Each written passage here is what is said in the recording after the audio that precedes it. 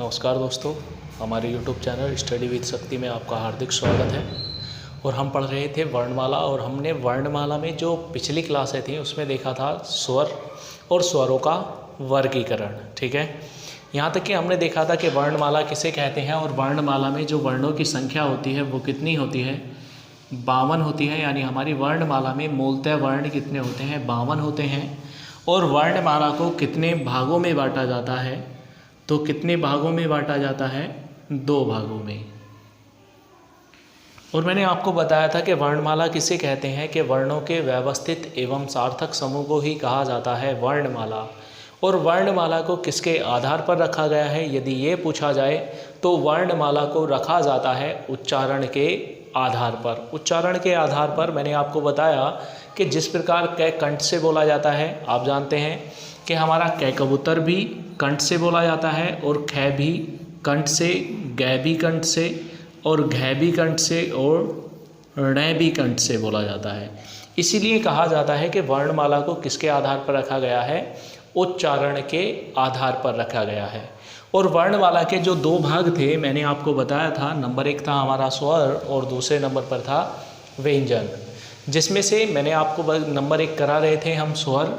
और स्वरों में हम देख चुके थे अभी तक कि स्वरों की संख्या कितनी होती है।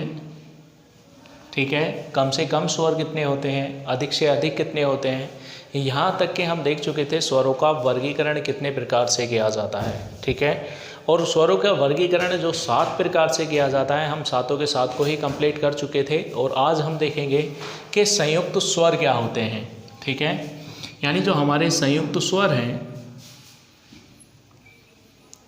संयुक्त स्वर क्या होते हैं। तो पहली बात तो हमें ये पता होना चाहिए कि संयुक्त क्या होता है, क्योंकि जब तक हमें ये पता नहीं चलेगा कि संयुक्त क्या होता है तो हम नहीं बता सकते कि संयुक्त स्वर किन्हें कहते हैं। ठीक है, क्योंकि जैसा देश वैसा भेष होता है। जब तक हमें ये पता नहीं चलेगा कि संयुक्त क्या चीज़ है तो हम नहीं बता सकते कि वो स्वर कौन से होंगे। ठीक है, तो पहले हम जान लेते हैं कि संयुक्त क्या होता है। ऐसा मान लीजिए मैंने एक बीकर लिया, क्या ले लिया, एक बीकर ले लिया, यानी एक बर्तन ले लिया। ठीक है, और मैंने इसमें क्या भर दिया, पानी डाल दिया। मैंने इसे पानी से भर दिया। हाई स्कूल इंटर तो सभी ने किया है, ऐसा तो कोई व्यक्ति होगा ही नहीं जो कंपटीशन की तैयारी कर रहा हो और उसने हाई स्कूल या इंटर ना किया हो। ठीक है, और मैं आपसे कहने लगूं कि क्या ये संयुक्त मिश्रण है कि मैंने बीकर में पानी डाल दिया, तो क्या ये संयुक्त मिश्रण होगा, नहीं होगा ना।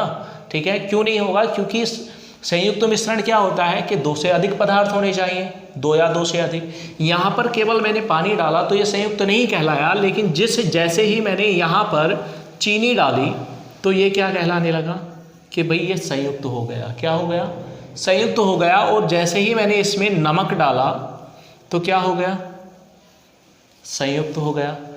कि नींबू डाल दिया तो शिकंजी हो गई। ठीक है, यानी कहने का मतलब ये है कि जब मैंने इसमें पानी डाला तो ये संयुक्त नहीं था, लेकिन जैसे ही मैंने पानी से अलग चीनी डाला तो ये संयुक्त हुआ। और संयुक्त होने यानी नमक डाल दिया तो भी क्या कहलाया, ये संयुक्त कहलाया। अर्थात हमें पता चला कि जब इसमें केवल पानी था तो ये संयुक्त नहीं था, और 1 से अधिक पदार्थ मिला दिए तो वो क्या कहलाया, संयुक्त कहलाया। अब हमें पता चल गया है कि संयुक्त क्या होता है, तो हम कह सकते हैं कि संयुक्त स्वर क्या होंगे, कि वे स्वर जो 2 या 2 से अधिक स्वरों की सहायता से मिलकर बने होंगे उन्हें ही हम क्या कहेंगे, संयुक्त स्वर। यानी वे स्वर जो 2 या 2 से अधिक स्वरों की सहायता से मिलकर बने होते हैं उन्हें ही हम क्या कहते हैं, संयुक्त स्वर कहते हैं। और संयुक्त स्वरों की संख्या 4 होती है। यानी कितने होते हैं संयुक्त स्वर, 4 होते हैं। कौन से होते हैं देखेंगे, एक होता है ए, एक होता है आई, एक होता है ओ, एक होता है औ। ये हैं हमारे चारों संयुक्त स्वर। अब ये स्वर संयुक्त हैं, तो मैंने अभी बताया कि संयुक्त क्या होता है, ये कि दो या दो से अधिक पदार्थों से मिलकर बना होता है। अब स्वर है तो दो या दो से अधिक स्वरों की सहायता से मिलकर बने होंगे। तो भैया ये किससे मिलकर बना होगा, यदि हम इसकी बात करेंगे तो हमारे दो स्वर होंगे, ठीक है। तो मैं कहूँगा यदि पहले पक्ष में ए या आ हो, दोनों में से कोई सा भी हो सकता है, ए या आ, ठीक है। और दूसरे पक्ष में क्या हो, ई हो या फिर बड़ी ई हो, दोनों के मेल से क्या बनेगा, ए बनेगा। और यदि हम बात करें आई की, तो पहले पक्ष में ए हो या फिर आ हो, दोनों में से कुछ भी हो सकता है। और दूसरे पक्ष में ए हो या फिर आई हो, दोनों में से कोई सा भी हो सकता है, मिलकर बनेगा आई, ठीक है। बात करें हम ओ की, तो क्या होगा, पहले पक्ष में ए हो या फिर आ हो, प्लस दूसरे पक्ष में ऊ हो या फिर बड़ा ऊ हो, दोनों के मेल से क्या बनेगा, औ बनेगा। और बात करें हम बड़े ओ की, तो पहले पक्ष में ए हो या फिर आ हो, और दूसरे पक्ष में ओ हो या फिर औ हो, दोनों के मेल से क्या बनेगा, औ बनेगा, ठीक है। ये ध्यान रखना, ये है हमारे संयुक्त स्वर, और ये संयुक्त स्वर आपका पीछा नहीं छोड़ेंगे, कहाँ तक, संधि तक। यदि आप इन्हें यहीं पर याद कर लोगे कि ए कैसे बनता है, आई कैसे बनता है, ओ कैसे बनता है और औ कैसे बनता है, तो आपको आगे दिक्कत नहीं होगी। यदि हम एग्जाम्पल की बात करें कोई से की भी, ऐसा मान लीजिए कि आप कहोगे कि कैसे बनता है, तो देख लेंगे। ऐसा ये कीजिए, ये मैंने लिखा सुर प्लस ईस लिख दिया। अब जो है पहले पक्ष का अंतिम वर्ण है ए। देखो, यदि किसी को नहीं पता कि ए है या नहीं, तो मैं आपको बता दूं कि जो हमारे व्यंजन होते हैं वो स्वतंत्र नहीं होते और स्वरों की सहायता से मिलकर बने होते हैं। तो यहाँ पर किससे मिलकर बना है, ये आधा रे प्लस ए से मिलकर के बना है। तो अंतिम वर्ण कौन हुआ, ए हुआ या नहीं, ठीक है। और दूसरे पक्ष का जो प्रथम वर्ण है वो क्या है, बड़ी ई है, और दोनों के मेल से क्या बना होगा, मैंने अभी बताया आपको क्या बना है, ए बना है, ठीक है। अब यहाँ से ए समाप्त हुआ, से ऊ और रे ऐसे का ऐसे ही रहा, से ऊ और रे ऐसे का ऐसे ही रहा।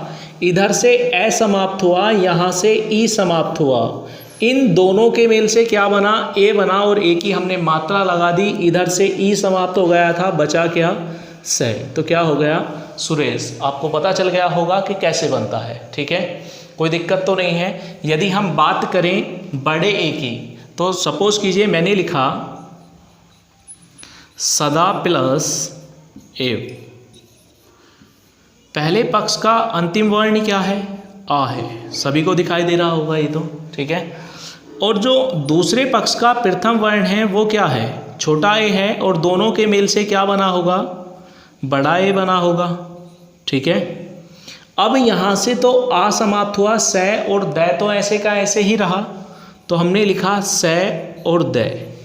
यहाँ से आ समाप्त हुआ, यहाँ से ए समाप्त हुआ, इन दोनों के मेल से क्या बना है, बड़ा ए बना है, और बड़े ए की दो मात्राएं होती हैं। अब ए तो समाप्त हो गया, बचा क्या, वे, तो क्या हो गया, सदैव, ठीक है, कोई दिक्कत तो नहीं है। ये समझ लेना, जब हम संधि पढ़ेंगे, ठीक है, तो संधि जिससे बिल्कुल नहीं आती हो और जिसे कि पढ़ते पढ़ते सालों हो गया हो, बिल्कुल समझ में नहीं आती, तो ये ध्यान रखना, मैं आपको गारंटी लेता हूँ, ठीक है, कि एक ही बार में संधि क्लियर, ठीक है, कि एक ही बार में ऐसा समझ लीजिए कि रामबाण दे दिया जाएगा कि एक ही बार में, जिससे एक साल में नहीं आई, और जो फर्स्ट टाइम सीखेगा, संधि की गारंटी अपनी, ठीक है, कोई दिक्कत नहीं होगी। तो समझ गए होंगे कि संयुक्त स्वर क्या है, ठीक है, कोई दिक्कत तो नहीं है। संयुक्त स्वर समझ गए होंगे, तो बात करते हैं हम, इसे मैं रफ कर देता हूँ, जिसने नोट नहीं किया होगा वो बैक कर करके नोट कर सकते हैं, कोई दिक्कत नहीं होगी। देख लेते हैं भैया, हमने संयुक्त स्वर देख लिए, लेकिन बात करते हैं हम अब, नेक्स्ट आता है हमारा संधि स्वर।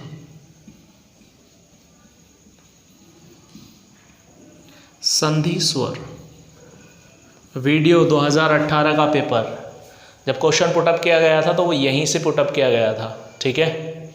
और कैसे किया गया था मैं आपको अभी बताऊंगा।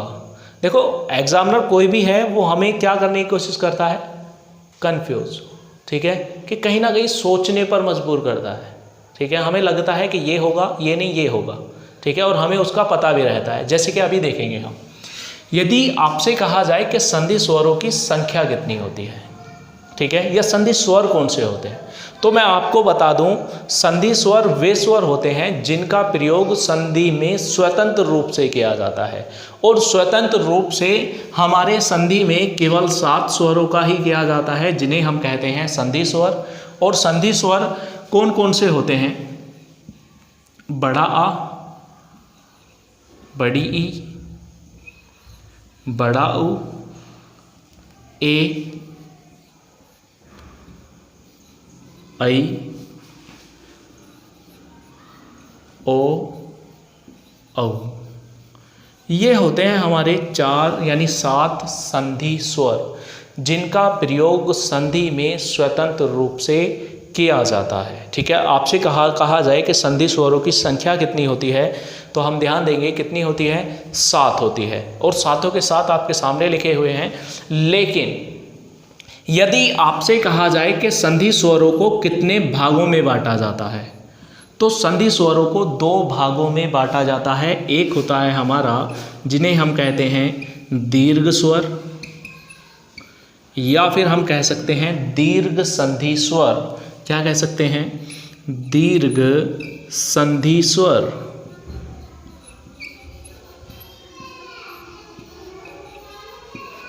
या तो कहेंगे दीर्घ स्वर या फिर दीर्घ संधि स्वर। और दूसरा आता है हमारा संयुक्त स्वर,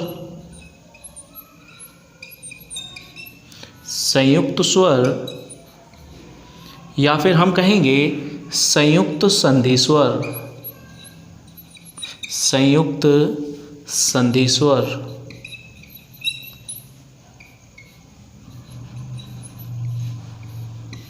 ठीक है। अब दीर्घ संधि स्वर और संयुक्त संधि स्वर कौन से होते हैं?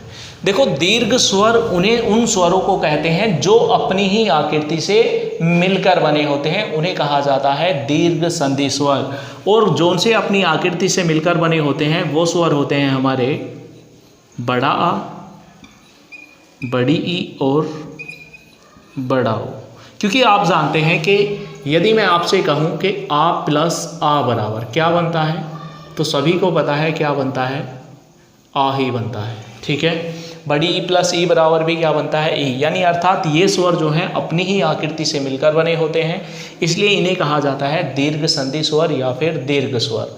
यदि हम बात करें संयुक्त संधि स्वर की, तो जो हमारे ये हैं संयुक्त स्वर, इन्हें ही कहा जाता है संयुक्त संधि स्वर। यानी कौन कौन से हैं, ए, आई, ओ, औ, ये कहलाते हैं हमारे संयुक्त संधि स्वर। अब मैं आपसे बता दूं कि जो 2018 का जिसने वीडियो का पेपर दिया है जो रद्द हो गया है, और अर्थात आने वाले अगस्त या सितंबर में ही उसका पेपर होने वाला है। ठीक है। वहाँ पर एक क्वेश्चन दिया गया था।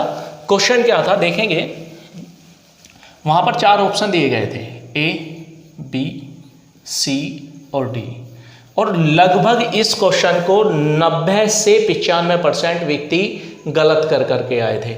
जिसे पता था वो सही कर करके आया था, लेकिन 95% व्यक्ति, 90 से 95% स्टूडेंट सभी के सभी क्या करके आए थे, गलत करके आए थे। कैसे कर करके आए थे देख लेंगे। उसने यानी ऑप्शन दिया था ए, बी ऑप्शन था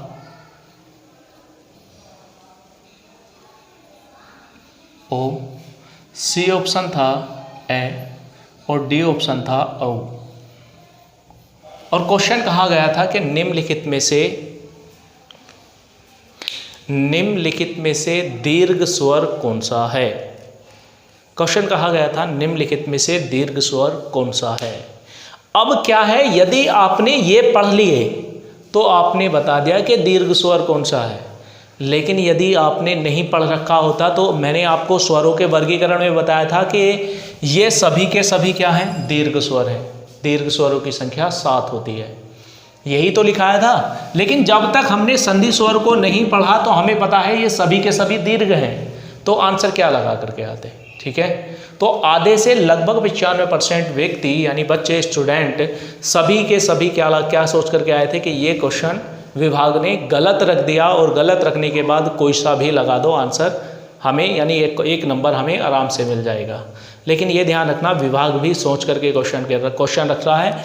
तो यहाँ पर अब हमें पता चल गया है कि दीर्घ स्वर कौन सा है, ये है, और बाकी के तीनों ही क्या कहलाएंगे, ये संयुक्त स्वर कहलाएंगे, ठीक है। कोई दिक्कत तो नहीं है, अब कन्फ्यूजन नहीं होना चाहिए। यदि क्वेश्चन ऐसा पूछा जाए तो हमें आंसर यहाँ से देना पड़ेगा, लेकिन बाई चांस ऐसा मान लीजिए कि यही क्वेश्चन ना हो करके क्वेश्चन होता,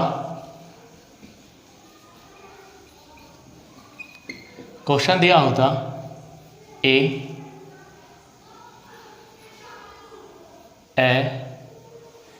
यहाँ पर आ लिख लो, ई और उ के निम्नलिखित में से दीर्घ स्वर कौन सा है। तो यहाँ पर ऐसा मान लीजिए ए लिख लें आप, छोटा ए। तो अब पूछेंगे निम्नलिखित में से दीर्घ स्वर कौन सा है। तो अब दीर्घ स्वर कौन सा है, यहाँ पर तो ए था, लेकिन वहाँ पर जो ऑप्शन दिए गए थे वो दिया गया था ए, ओ, आ और औ। अब यहाँ पर पूछा था कि निम्नलिखित में से दीर्घ स्वर कौन सा है, तो यहाँ पर कौन सा था, आ था, लेकिन यहाँ पर कौन सा है, ए। तो ये ध्यान रखना, क्वेश्चन विद ऑप्शन दोनों चीज़ों पर निर्भर करता है हमारा आंसर, ठीक है। यदि कोई व्यक्ति पेपर को क्रैक करना चाहता है, ठीक है, तो मैं आपसे बता दूं कि यदि आप केवल क्वेश्चन पर निर्भर रहोगे तो कहीं ना कहीं मार खा जाओगे। क्वेश्चन विद ऑप्शन हमें सिलेक्शन दिला सकता है, लेकिन यदि आप चाहें कि हमें केवल क्वेश्चन आंसर यानी सिलेक्शन दिला दे तो ये मुमकिन नहीं है भैया, ठीक है। तो आपने देख लिया होगा कि संधि स्वर किसे कहते हैं, संयुक्त संधि स्वर किसे कहते हैं, या फिर संयुक्त स्वर कौन से होते हैं, ठीक है। अब देखेंगे भैया कि सजातीय स्वर और विजातीय स्वर कौन से होते हैं। मैंने रफ कर देता हूं, और जिन्होंने नोट नहीं किया है वो वीडियो को बैक करके पॉज करके उतार सकते हैं, यानी रोक करके, ठीक है।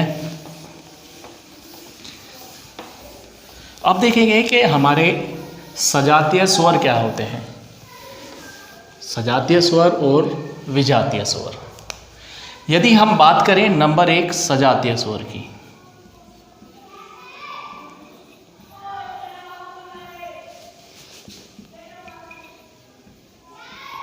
यदि हम बात करें सजातीय स्वर की, तो सजातीय स्वर में एक शब्द है हमारा से, ठीक है, और दूसरा शब्द है जाति। यानी अर्थात कहने का मतलब है जो एक साथ जाति के होते हैं, यानी अर्थात एक ही जाति के होते हैं, उन्हें हम कहते हैं सजातीय स्वर। यानी अर्थात जो अपनी जाति के होते हैं और अपने जोड़े के साथ लिखे जाते हैं उन्हें हम कहते हैं सजातीय स्वर। जैसे कि ए का आ, ई का बड़ी ई, ऊ का बड़ा ऊ, ए का बड़ा ए, ओ का बड़ा ओ, यही कहलाते हैं हमारे सजातीय स्वर। और हम बात करें विजातीय स्वर की, विजातीय स्वर की, तो विजातीय स्वर की यदि हम बात करें तो विजातीय स्वर वे स्वर होते हैं जो अपने जोड़े के साथ नहीं लिखे जाते, ठीक है, अर्थात वो एक ही जाति के नहीं होते, उन्हें हम कहते हैं विजातीय स्वर। जैसे कि सपोज कीजिए मैं कहूँ ए का ई, ऊ का ए, ई का ए, तो यही कहलाएंगे हमारे विजातीय स्वर जो अपनी जाति के साथ यानी अर्थात अपने जोड़े के साथ नहीं लिखे जाते, उन्हें हम विजातीय स्वर कहते हैं, और जो अपने जोड़े के साथ लिखे जाते हैं उन्हें हम सजातीय स्वर कहते हैं, ठीक है। सजातीय स्वर आपको पता चल गया होगा सजातीय और विजातीय क्या होते हैं, ठीक है। देखो यदि हम उच्चारण स्थान की बात करें, ठीक है, तो हम देखते हैं कि जो हमारे स्वर होते हैं उनका उच्चारण स्थान क्या होता है, कि अब ये बोले कहाँ से जाते हैं। ठीक है,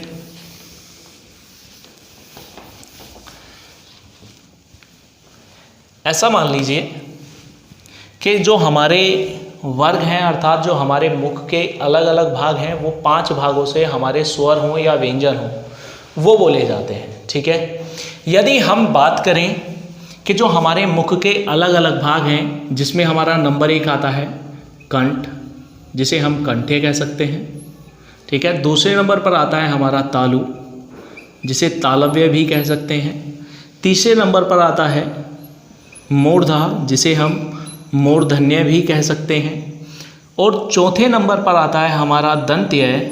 ठीक है, और 5वें नंबर पर आता है औष्ठ्य।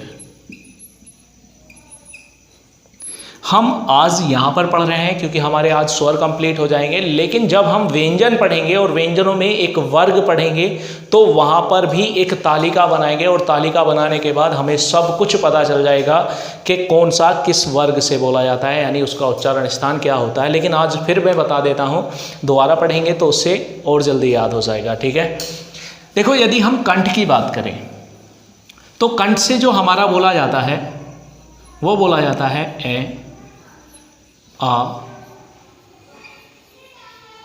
अनुस्वार और विसर्ग। यदि हम तालु की बात करें तो तालु से बोला जाता है ई और बड़ी ई। यदि हम मूर्धा की बात करें तो मूर्धा से बोला जाता है रीरी। और हम दंत्य से बात करें, ठीक है, दंत्य से हमारा केवल दंत से कोई भी स्वर नहीं बोला जाता। ठीक है, केवल हम औष्ठ्य की बात करें तो औष्ठ्य से बोला जाता है ऊ और बड़ा ऊ। ठीक है, दंत्य से हमारा केवल दांत से हमारा कोई सा भी स्वर नहीं बोला जाता। ठीक है, लेकिन यहाँ पर अभी हमारे 4 स्वर लिखे हुए नहीं हैं। 4 स्वर लिखे हुए नहीं हैं तो उनका उच्चारण स्थान भी होता होगा, तो उन्हें समझेंगे भैया। ठीक है, रट्टा नहीं मारना है उनका, उन्हें समझना है। ऐसा मान लीजिए अभी हमारे 4 स्वर नहीं लिखे हैं, और कौन कौन से नहीं लिखे हैं देख लेंगे। एक तो नहीं लिखा हुआ ए, और दूसरा नहीं लिखा हुआ आई, ये स्वर नहीं लिखे गए। और मैंने अभी पीछे ही बताया है कि जो हमारा ए जो होता है ये किससे मिलकर बना है। ए जो है ये किससे मिलकर के बना है, ए प्लस ई से। ए किससे बोला जा रहा है, कंठ से, और ई किससे बोला जा रहा है, तालु से। तो ये दोनों किससे बोले जाएंगे, कंठ प्लस तालु। रट्टा मारने की कोई भी आवश्यकता नहीं है।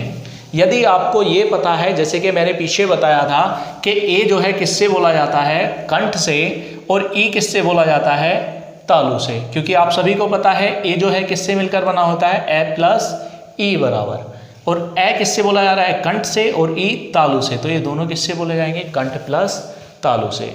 उसी प्रकार यदि आपसे कहा जाए कि ओ प्लस यानी ओ और औ, इन दोनों का उच्चारण स्थान, तो आप सभी जानते हैं यदि मैं ओ की बात करूं तो ओ जो है ये किससे मिलकर के बना होता है, ए प्लस ऊ से मिलकर के बना होता है ओ, अभी पीछे ही बताया है। और आप जानते हैं कि ए किससे बोला जा रहा है, कंठ से, और ऊ किससे बोला जा रहा है, ओष्ठ से। तो भैया ये दोनों किससे बोले जाएंगे, कंठ प्लस औष्ठ। किससे बोले जाएंगे, कंठ प्लस औष्ठ से बोले जाएंगे। ठीक है, कोई दिक्कत तो नहीं है। लेकिन मैं अभी यहीं पर बता दूं कि कंठ, तालु, मूर्धा, दंत्य क्या होता है। ठीक है, देखो कंठ क्या होता है, यानी अर्थात आपने देखा होगा कि हमारे यहाँ पर एक मांस का टुकड़ा लटका हुआ था जीभ पर। ठीक है, यदि किसी ने नहीं देखा हो तो शीशे के सामने जा करके मुंह बड़ा करके देखेंगे तो आपको पता चल जाएगा कि हमारा मांस का टुकड़ा लटका हुआ है। और उससे पिछला जो भाग है वो कहलाता है टोटल कंठ, यानी अर्थात वहीं से हवा निकलती है, जैसे कि ए, आ, अंग, आहा। ठीक है, तो जो हवा पीछे से निकल रही है तो वही कहलाता है कंठ। ई और ई क्या होता है, यानी तालु क्या होता है, ये हमारे अगले वाले जो दांत हैं, और ये दांत जिस मसूड़े में टच है, जीभ हमारी दांतों से थोड़ा सा ऊपर स्पर्श करेगी, जिसे हम कहते हैं तालु। ठीक है, मूर्धन्य क्या होता है, यानी जो जहाँ पर हमारी जीभ अभी स्पर्श कर रही थी उससे थोड़ा सा पीछे स्पर्श करेगी, जिसे हम कहते हैं मूर्धन्य। दंत्य क्या होता है कि यानी अर्थात हमारे दांतों के बीच स्पर्श करती है जीभ, लेकिन हमारा कोई भी स्वर दंत्य से नहीं बोला जाता। यदि हम ओष्ठ्य की बात करें तो ऊ और ऊ, ठीक है, ये दोनों हमारे ओष्ठ्य होते हैं। यदि हमारे होठ ना हो तो हम ऊ और बड़ा ऊ नहीं बोल सकते, ठीक है।